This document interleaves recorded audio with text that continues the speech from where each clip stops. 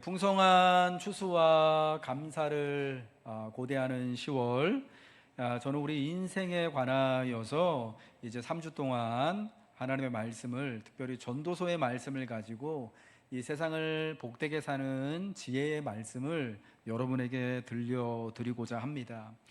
전도서의 말씀은 여러분들이 참 다 잘 알고 계실 거예요. 특별히 처음과 나중을.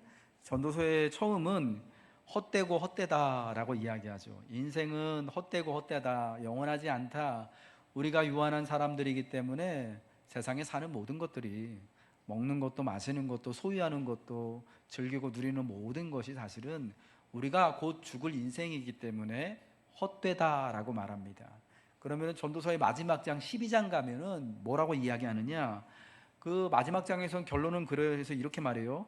일의 결국을 다 들었은즉 사람은 하나님을 경외하고 그분의 명령을 지키는 것이 사람의 본분이다라고 말합니다. 그러니까 전도서를 쫙 축약해서 보자면 이런 거예요. 인생은 영원하지 않다. 우리는 영원히 살아가지 못하는 사람이기 때문에 우리 인생은 어떻게 보면 헛되다. 그런데 반면에 하나님은 영원하신 하나님이다. 그래서 그 사이에는, 영원하지 않는 사람과 영원한 하나님 사이에는 영원하지 않은 인생이 살아갈 오늘이 있음을 말하는 게 바로 전도서인데, 영원과 유한의 사이에서 인생을 어떻게 사는 게 지혜롭고 복된 삶이냐 하는 것이 전도서 중간에 있는, 사실은 우리가 들어야 할 지혜의 말씀이다라는 겁니다. 저는 그래서 오늘은요, 이 영원과 유한의 사이에서 우리 인생이 어떻게 살아야지 하나님의 선물과 같은 복된 인생을 사는 것인가 하는 것을 간략하게 전도서 5장 10절부터 20절의 말씀을 통해서 알려드리고 싶어요. 영혼과 유한 사이에서 우리가 복된 인생을 살기 위해서 첫 번째로요, 인생은 과도한 욕심과 욕망을 내려놓아야 합니다. 왜냐? 인생은 영원하지 않기 때문이죠. 우리의 인생의 지난주에 우리가 시편 90편을 살펴본 것처럼 70이고 강건하면 80분인 인생. 뭐 요즘은 이게 좀 바뀌어서 80 혹은 90의 인생을 우리가 살아갈지 모르겠지만, 그러나 어쨌거나 인생은 유한하다라는 거예요. 그래서 이 유한한 인생이 마치 영원히 살 것처럼 많은 것을 소유하고 집착하는 그 마음을 내려놓을 때에만 영혼과 유한 사이에서 인생은 오늘을 행복하게 누리며 살 수 있다라는 겁니다. 우선 우리는 그러기 위해서요, 욕구와 욕망의 차이에 관하여서 먼저 좀 그 뚜렷한 차이가 무엇인지를 좀 살펴볼 필요가 있습니다. 욕구는요, 생존과 안전을 위한 기본적인 필요를 의미하는 겁니다. 영어로 needs라고 하죠.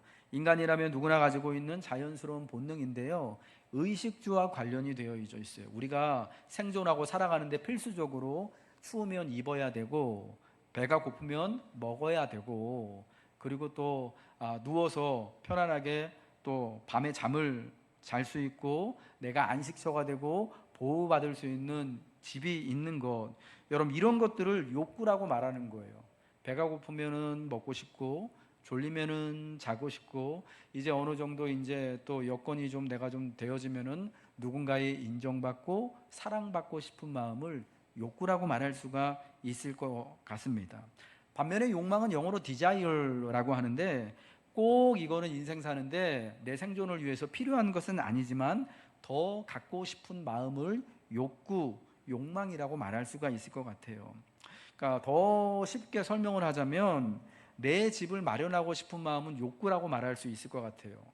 배가 고프면 먹고 싶은 마음은 욕구라고 말할 수 있을 것 같습니다. 그런데 내가 집이 있음에도 불구하고, 물론 그게 이제 뭐 몇 평인지 얼마짜리인지 어디에 위치해 있는지는 관계없이요, 내가 지금 있는 것보다 더 비싸고 더 좋고 더 새 집을 갖고 싶은 마음이 있다, 내가 하나 말고 하나를 더 갖고 싶은 마음이 있다라고 하면 그것은 욕망이라고 정의할 수가 있을 것 같아요. 욕구는 채워질 수 있습니다. 만족할 수 있습니다. 배가 고프면 먹으면 채워지죠. 어제 마리아 여전대 우리 권사님들 집사님들과 비가 많이 오는데도 불구하고 철원으로 가을 나들이를 갔다 왔습니다. 날이 좋으면 또 좋았겠지만 비가 와도 또 그런 대로 좋더라고요. 예, 어쨌거나 같이 모여서 좋은 데 나가서 또 꽃도 보고 아름다운 자연도 보고, 어제 또 그 DMZ 비무장지에 들어가서 이렇게 또 탐방도 하고 좋은 이야기들도 듣고 또 배움도 있었고 되게 좋더라고요. 그러니까 점심에 같이 식사를 하러 이제 식당에 갔는데 한우를 무한으로 마음껏 양을 먹을 수 있는 그런 식당이었습니다. 가격이 되게 좋더라고요. 한우인데 막 진짜 고기를 이만큼씩 마음껏 쌓아놓고 막 서로 막 구워 먹었어요. 마음 같아서는 그 집에 있는 한우를 다 먹을 수 있을 것만 같았지만, 여러분 사람이 내 배가 그만큼 채울 수가 없잖아요. 어느 정도 먹으니까 배가 금방 차더라고요. 더는 못 먹겠더라고요. 아마 그래서 그런 집들이 영업을 그렇게 할 수 있지 않을까 하고 저는 생각이 듭니다. 이렇게 배고픔의 욕구는요, 사람의 생존에 필요한 기본적인 욕구는요 금방 채워질 수 있어요. 만족할 수 있습니다. 그러나 욕망은 채워지지가 않는 거예요. 더 많은 것, 더 좋아 보이는 것이 있으면 그것을 더 갖고 싶어 욕망하게 되어지는 겁니다. 욕구는 꼭 필요합니다. 우리의 생존과 안전과 직결되기 때문이죠. 배가 고픈데 누워서 쉬고 싶고 잠을 자고 싶은데 만약에 잠을 자지 못하고 이 줄임배를 채우지 못한다면 이 생명의 활동에 큰 지장을 받게 될 것입니다. 그래서 욕구는 꼭 필요하고 반드시 채워야만 합니다. 그러나 욕망은 우리가 될 수 있다면 줄여야만 하는 것입니다. 오늘 전도서 말씀은 특별히 우리의 욕구, 욕망으로 특별히 대변되어지는 재물이 인생에게 만족도, 유익도 주지 못하고 도리어 해가 된다라고 말씀합니다. 오늘 전도서 말씀 5장 10절과 11절의 말씀을 같이 읽겠습니다. 시작. 은을 사랑하는 자는 은으로 만족하지 못하고 풍요를 사랑하는 자는 소득으로 만족하지 아니하나니 이것도 헛되도다.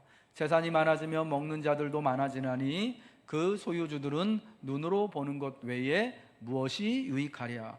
13절 14절도 읽겠습니다. 시작. 내가 해 아래에서 큰 패단 되는 일이 있는 것을 보았나니 곧 소유주가 재물을 자기에게 해가 되도록 소유하는 것이라. 그 재물이 재난을 당할 때 없어지나니 비록 아들은 낳았으나 그 손에 아무것도 없느니라. 여기서 말하는 은은 여러분 돈을 말하는 거를 여러분 잘 아실 거예요. 옛날 과거에는 오늘 우리처럼 뭐 화폐나 증권이나 주식이나 이런 게 없이 사람들이 물건을 교환하고 돈 이제 뭐 사고 팔고 할 때 돈으로 어떤 걸 썼냐면 은을 썼잖아요. 그래서 은전이라고 하잖아요. 은이 그냥 돈이에요. 여러분 좋아하시는 돈인데 돈은, 재물은 만족이 안 된다라는 거예요. 아무리 풍요로운 소득이라도, 아무리 내가 많은 것으로 충만하게 채우더라도 만족이 안 된다라는 거예요. 여러분 우리나라는 지금 우리나라 1인당 GDP가, 한 해 GDP가 개인적으로 지금 3만 불이 조금 넘죠. 엄청나게 많은 겁니다, 여러분. 물론 그게 또 이제 기본적으로 이제 그렇다라는 건데, 평균적으로 미국은 8만 불이 넘는다고 합니다. 근데 여러분 미국이 그럼 우리만큼 우리는 3만 불이고 거기는 8만 불이니까 거의 3배 가까이 더 잘 살고 더 풍요롭고 그럽니까? 그러지 않아요. 우리보다 훨씬 비싼 집세를 내고 훨씬 비싼 물가 속에서 그럼 그분들, 그 사람들에게 살아가고 있거든요. 뭔가 소득은 풍성하게 넘치는 것 같지만은 사실은 만족이 안 되고 기쁠 수가 없는 것이 재물, 돈이라는 것은 분명한 것 같아요. 게다가 재물은 소유주에게 해가 되도록 또 소유할 수도 있다라고 말합니다. 물론 어떤 사람에게는 그가 소유하는 재물이 복이 되어지고 또 자기와 자기 자신뿐만 아니라 가족들에게, 이웃들에게 유익이 되도록 재물을 소유하는 경우도 있지만, 어떤 경우에는 재물을 가지기 때문에 해가 되는 경우도 분명히 있다라고 말씀합니다. 여러분 그러니까 이와 같은 말씀을 통해서 본다면 재물과 풍요는 우리가 사랑해야 할 대상이 아니다라는 것입니다. 그것은 우리가 잘 사용하고 이용해야 할 대상, 우리 삶의 유익을 위해서, 그리고 또 우리의 유익이 나의 유익뿐만 아니라 많은 사람들의 유익을 함께 누리기 위하여서 써야 하는 대상이지, 내가 그 자체를, 재물을 내 인생의 목적으로 삼고 내가 사랑해야 할 대상으로 삼아서는 안 된다라는 거죠. 여러분, 성경이 말씀하는 타락, 죄라는 것이 뭐겠습니까? 사랑해야 할 대상과 이용해야 할 것이 뒤바뀌는 것이 타락이라는 것을 우리는 알아야 돼요. 사랑해야 할 대상을 사랑하지 못하고 이용해가지고 뭔가 내 소유를 채우려고 하는 것, 여러분, 그런 게 사실은 사기고 범죄잖아요. 그게 죄예요. 그게 타락이에요. 내가 이용해야 할 것들을 그렇게 내가 내 삶을 위해서, 유익을 위해서 이용하지 못하고 그 자체를 경배하고 이렇게 막 추구하는 것, 여러분, 그건 역시도 타락이 되어지는 것입니다. 여러분, 그래서 주님이 말씀하신 것처럼 돈이, 만문이 일만하게 근원이 되어지고 하나님과 더불어서 우리의 신앙을 이렇게 헷갈리게 만드는, 사람이 하나님도 섬기고 만문, 즉 돈도 섬길 수 있는, 여러분, 그런 유일한 존재가 사실은 인격은 아니지만, 거기에 생명이 있는 것은 아니지만 재물, 돈이 될 수도 있다라는 사실을 우리는 항상 명심해야 되는 겁니다. 라캉이라고 하는 프랑스 사람은요, 이 사람은 정신분석학자인데요, 인간의 욕망은 타자의 욕망이다라고 이야기했습니다. 그러니까 우리가 뭘 욕망하느냐, 사람은 자기 안에 있는 것을 욕망하는 게 아니라, 내가 나 이거 되게 가지고 싶어 라고 했을 때, 난 이거 꼭 갖고 싶어 라고 했을 때, 내가 마음에서 정말 그렇게 원하는 것이 아니라, 내가 아닌 옆에 있는 사람이 그것을 가지고 있기 때문에, 저 사람이 좋은 집에 살고 있기 때문에, 저 사람이 좋은 차를 타고 있기 때문에, 저 사람이 올해 나온 신상 핸드백을 가지고 지금 교회에 왔기 때문에, 나도 저거 가지고 싶어 하는 마음이 든다라는 거예요. 그래서 인간은 타자의 욕망을 욕망한다 라고 이야기를 한 거예요. 재물에 대한 소유는 끝이 없고 만족이 되지 않는 이유가 여기에 있어요. 내가 가지고 있는 것보다 인간은 언제나 남이 무엇을 가지고 있는가에 신경이 쓰이기 때문이에요. 희한하게도 남에게 있는 것은요, 항상 내게는 없는 것처럼 느껴집니다. 재물과 소유에 대한 욕심을 없이 하는 가장 강력한 길은 자족과 감사입니다. 여러분, 지금 내게 있는 것으로 하나님 앞에 감사하시기를 바랍니다. 자족하며 살아가기를 힘써 주시기를 바랍니다. 특별히 오늘 자기 자신에게 특별히 관대하지 못하고 자기 자신에게 굉장히 엄격한 이때에 조금은 나에게 관대해지시기를 저는 권면의 말씀을 드립니다. 이것이 기독교에서 말하는 겸손과 순종과 반대되는 것은 아닙니다. 여러분, 오늘날 사람들은요, 스스로에 대해서 자족하지 못하고 만족하지 못하는 사람들이 굉장히 많습니다. 내 능력은 왜 이거밖에 안 될까?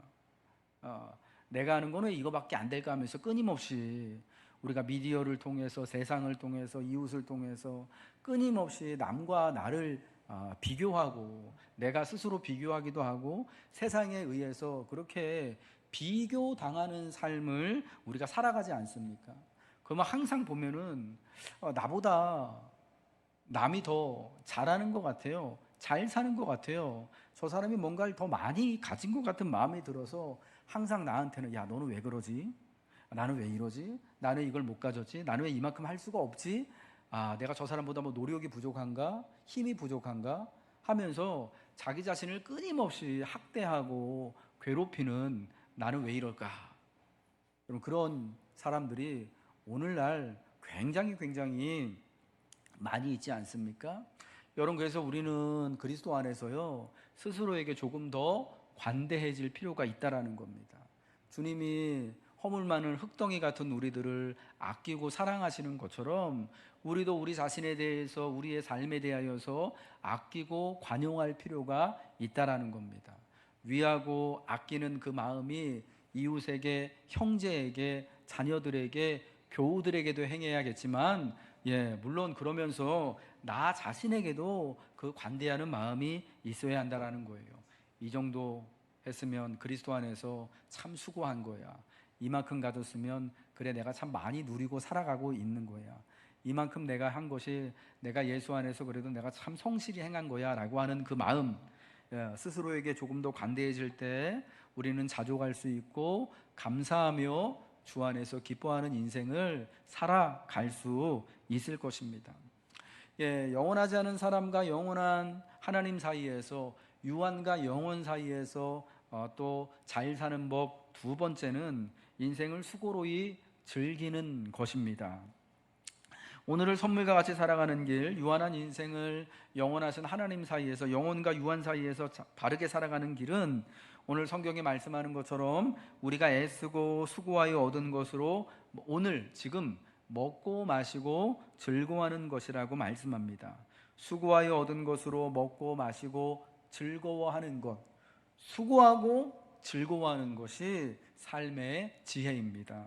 오늘 성경 말씀 18절, 19절 같이 읽습니다. 시작. 사람이 하나님께서 그의 주신 바 그 일평생에 먹고 마시며 해 아래에서 하는 모든 수고 중에서 낙을 보는 것이 선하고 아름다움을 내가 보았으니 그것이 그의 몫이로다. 또한 어떤 사람에게든지 하나님이 재물과 부요를 그에게 주사 능히 누리게 하시며 제 몫을 받아 수고함으로 즐거워하게 하신 것은 하나님의 선물이라. 아멘. 인생을 하나님의 선물이라고 말합니다. 수고하며 즐기는 것, 인생을 내가 수고해서 먹고 마시고 누리는 것이 다 뭐라고요? 하나님이 인생에 주시는 선물, 아니 인생 자체가 선물이라고 말씀합니다. 특별히 유한한 인생을 의미 있고 복되게 잘 살고자 하는 이들은 자기 인생의 자리에서 새 하늘과 새 땅을 열기 위해 부단히 노력해야 합니다. 수고해야 합니다. 여러분, 우리 성경의 마지막 요한계시록 22장에 보면 이제 마침내 새 하늘과 새 땅이 이 땅에 열리는 것을 보게 됩니다. 처음 땅은 사라지고 처음 하늘은 사라지고 온데간데 없이 진짜 새 하늘과 새 땅이 되어지는 그 놀라운 비전을 하나님이 마지막 때에 믿는 자들에게 허락하여 주시는 것입니다. 근데 여러분, 이 새 하늘과 새 땅은요, 하나님이 우리에게 가져다 주시는 것이지만 우리가 그 나라에 들어가게 될 때까지 이 땅에서 새 하늘과 새 땅의 삶을 살아가기 위하여서, 그만한 자격이 되기 위하여서 분투하고 수고해야 하는 곳이다라는 것 또한 분명하다라는 거예요. 왜냐하면 주님은 이미 우리를 그리스도 예수를 믿는 믿음 안에서 새로운 피조물로 부르시고 거듭나게 하셨기 때문입니다. 여러분, 내 인생에 새롭게 거듭났다, 새로운 피조물이 됐기 때문에 이제 더 이상 우리가 살아가는 또 그 이후부터의 삶은 새로운 삶을 사는 거예요. 새로운 하늘과 새 땅에서 하나님을 아버지로 모시고 그리스도 예수를 나의 주로 고백하며 살아가는 것입니다. 그럼 여러분, 우리는 이 땅에서 우리의 삶에서 새 하늘과 새 땅을 열기 위해서 노력해야 되는 거예요. 땀 흘리고 수고하고 때로는 하나님 앞에 간절히 기도하며 하나님, 내 인생에 하나님의 은혜로 새 하늘과 새 땅의 시대가 열리기를 간절히 소망해야 하는 거예요. 성경에 보면 하나님은 유한한 인간에게요, 특별히 노동할 것을 명령을 하셨습니다. 그게 아담이 하와가 에덴 동산에서 선악과를 따먹는 죄를 범하고 이제 그 동산에서 그 낙원에서 쫓겨남을 당한 다음에 낙원 밖에서 이제 흙덩이인 인간이 흙으로부터 땀을 열심히 흘리고 수고하여서 그때에서야 비로소 입으로 돌아갈 먹을 것을 얻게 될 것을 하나님이 말씀하신 거죠. 이마에 땀이 흐르도록 수고하고 노력해야 열매를 얻을 수 있고 누릴 수 있게 하나님이 명령을 하셨습니다. 여러분, 그런데 노동은 단순히 죄에 대한 벌이 아닌 거예요. 그냥 낙원에서 쫓겨나서 이제 땅이 이제는 그 죄로 인하여서 엉겅퀴도 내고 그리고 이제 뭐 잡초도 내고 땀을 많이 흘려야만 땅에서 얻어먹게 되겠지만, 여러분, 그 수고를 통하여서 기쁜 인생의 열매를 하나님이 누릴 수 있도록 하신 거예요. 참 희한한 것이, 하나님이 우리에게 주신 노동은 형벌뿐만이 아니라 인생의 열매를 위한 수고와 기쁨이 되기도 한다라는 거예요. 유한한 인생이, 흙덩이인 인생이 그가 먼지뿐만이 아니라 하나님의 은혜를 따라서 이 땅에서 의미 있게 하나님의 빛이 또 드는 그러한 존재로 살아갈 수 있도록 해주는 것이 바로 인간의 노동, 우리의 수고라는 것입니다.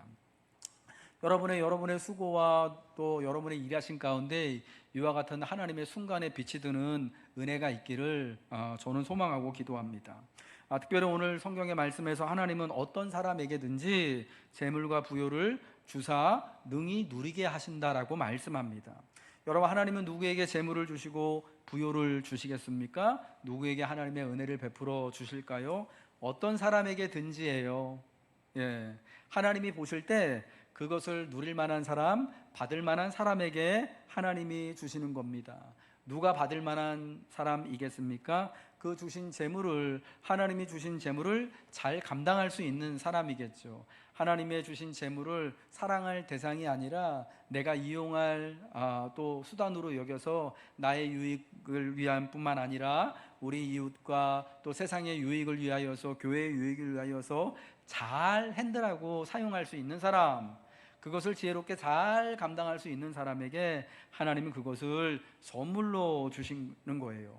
하나님의 뜻대로 잘 사용하여 더 큰 유익을 만들어낼 줄 아는 그 사람에게 하나님이 이와 같은 모든 것들을 선물로, 재물과 부요를 허락해 주신다라는 거예요. 저는 특별히 하나님이요, 돈이 있는 만큼, 아니 돈이 있는 것만큼 이상으로 마음이 넉넉한 그 사람에게 하나님이 이와 같은 것을 선물로 주시는 줄로 믿습니다. 우리의 속담에 곳간에서 인신난다는 말이 있는데, 여러분, 그거는 맞는 말이면서 다 맞는 말은 또한 저는 아니다라고 생각합니다.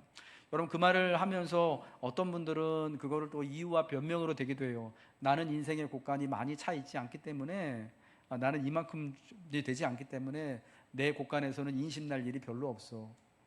그거는 좀 곳간이 좀 채워진 사람들한테는 좀 바라고 기대해야 하는 일이지, 우리 같은 사람에게 그거 뭐 이렇게 바라면 안 되는 것 같아.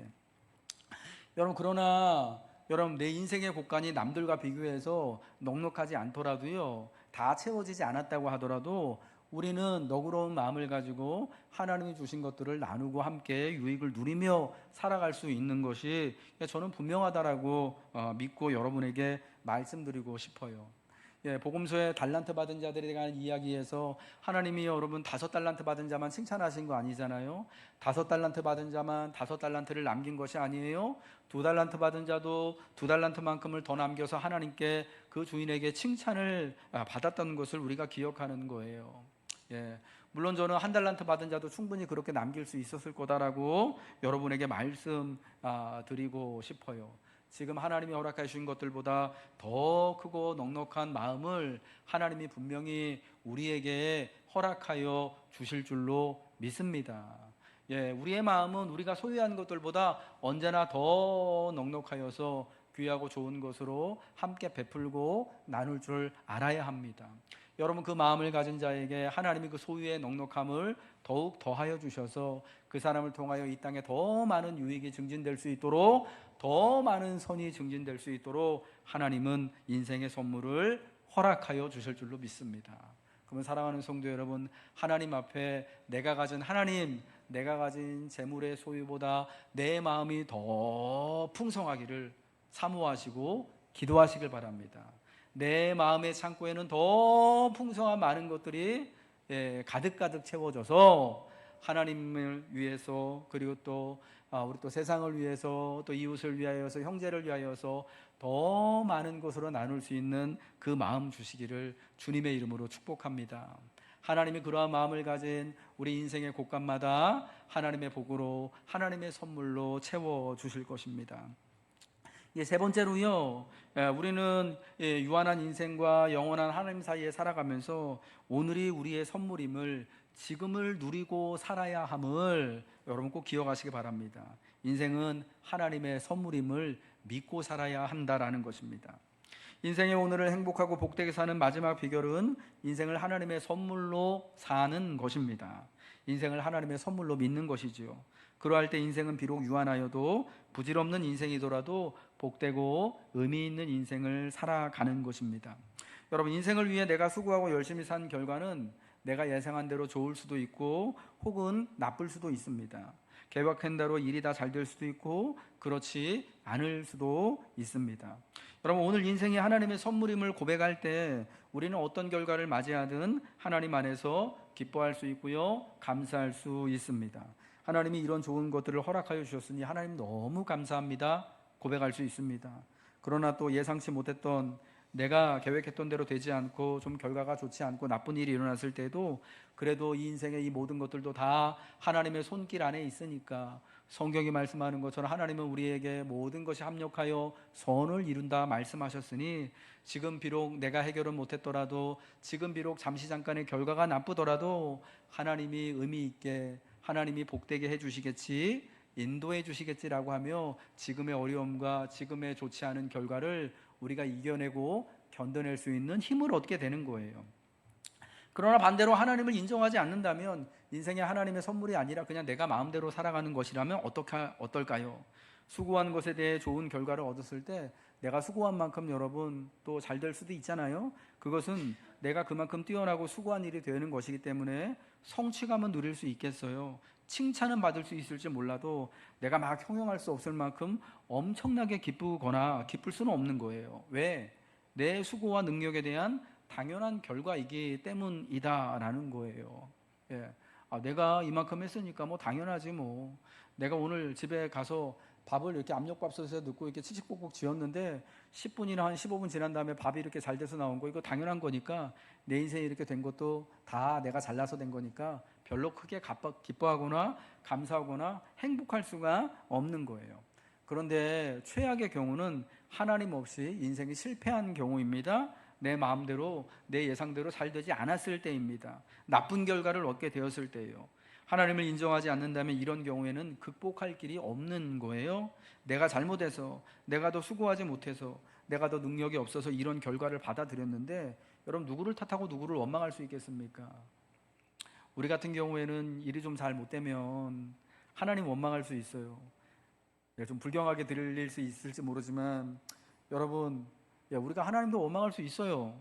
하나님 왜 그러세요 하고 기도하면서 하나님께 되돌아볼 수도 있고요, 막 고래고래 소리 지를 수도 있는 겁니다. 하나님은 여러분의 그러한 상한 마음을 받아주실 수 있을 만큼 품이 넓으신 분이니까 괜찮습니다. 하나님은 이 땅에 에덴으로부터 아담과 하와가 있었던 그때로부터 계속해서 그러한 인간의 원망과 상한 마음을 하나님이 다 들으시고 받아오신 것입니다.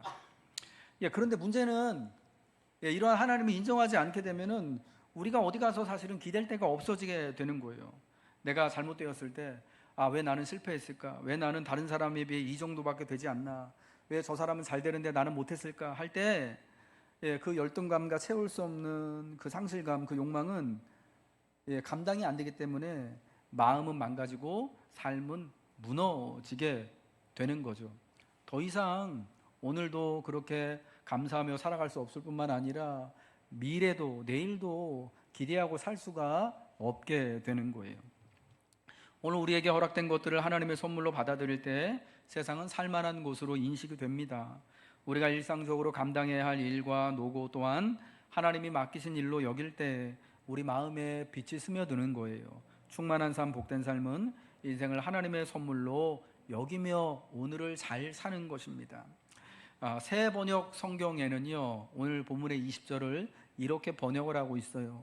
하나님이 이처럼 사람이 행복하게 살길 바라시니 덧없는 인생살이에 크게 마음 쓸 일이 없다. 하나님이 이처럼 사람이 행복하게 살길 바라시니 덧없는 인생살이에 크게 마음 쓸 일이 없다. 그러니까 우리가 비록 영원한 인생은 살지 못하지만 내가 언제 어떻게 또 이렇게 하나님이 불러가실지 모르는 그러한 보잘것없는 인생이지만, 그러나 그런 인생이지만 하나님은 우리가 오늘을 누리고 행복하게 살길 바라신다라는 마음, 그런 말씀인 거예요. 미국의 천문학자로 칼 세이건이라고 하는 분이 있습니다.